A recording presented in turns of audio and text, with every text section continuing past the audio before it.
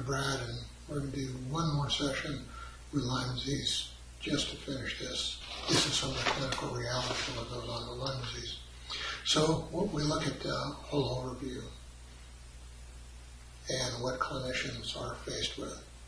40 to 70% or more of the studies that they're basing their care on are false. And 75% of the ones that are false are overt fraud. So clinicians, they're misinformed. We looked at the study from JAMA, says that they're unprepared. There's no healthcare school that teaches the realities of chronic illness. Just it's beyond the scope of learning. You got to get that education outside of your educational institution. All the lab tests are inadequate.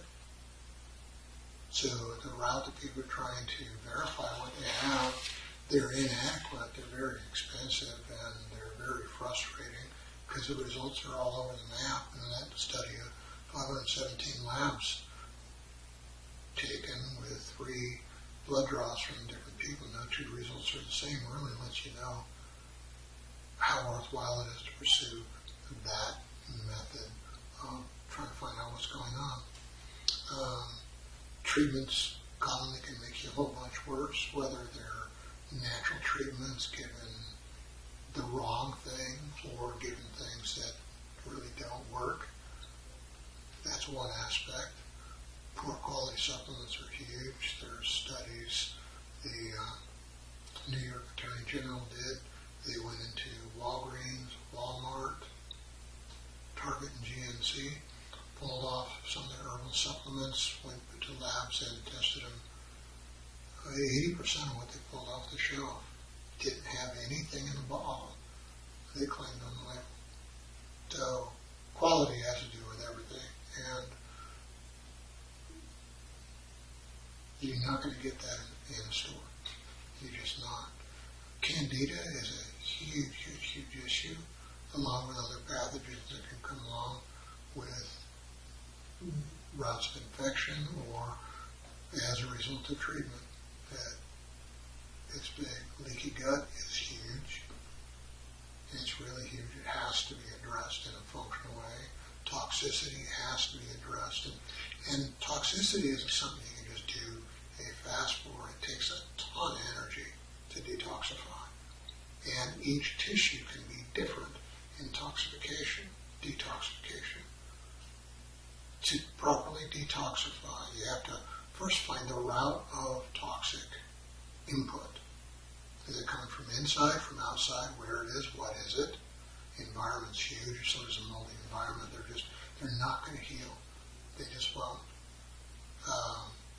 You have to find out what the toxins are, the route of coming into the body, how they're being processed, where the breakdown of processing is, what tissues are they trying to excrete out, and what tissues they're depositing in, so that you can try and liberate those, and each place could mean something totally different.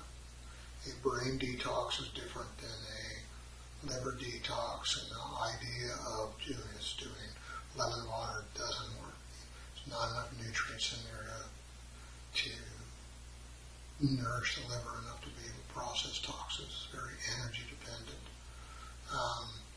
Toxins that can overload the liver, create food intolerances, food allergies, they can create autoimmunity issues, a leaky brain. It just goes on in this great big huge snowball. These are the problems clinicians have to deal with, and the good ones do. It's really hard to find a good one. So when we start looking at diet, that's a really huge issue. Our typical American diet is hyperinflammatory, creates major leaky issues, and it destroys the gut flora. This is a study where they put people on a Western style diet, 71% increase in endotoxins. Basically, it made the gut toxic and it started leaking in a very short period of time. Another study, I don't have it right here, but they took cows and they put them on a grain-fed diet. there's a 1,000-fold increase in pathogenic gut microflora in like 7 to 10 days.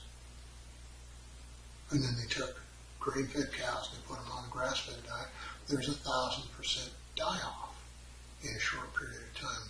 What we eat really determines our health in a huge way, and that's something that really has to be addressed critically, very critically. If we don't eat right, we're not going to heal. We started looking at some of the alternative ways of addressing these, and there's all kinds of different herbal concoctions that do some pretty amazing things. This concoction that supposedly decreases the Erxmeyer reaction inhibits the reproduction of biofilm. So this is one route. This is another one out of a research article that herbs such as thyme, oregano, barberry, wormwood, some other ones, not only do they help inhibit the growth of pathogenic organisms like bacteria, parasites, things like that, but they also benefit the organs at the same time. It's completely the opposite of pharmaceuticals. Pharmaceuticals destroy organ systems trying to address issues. Herbs do the opposite.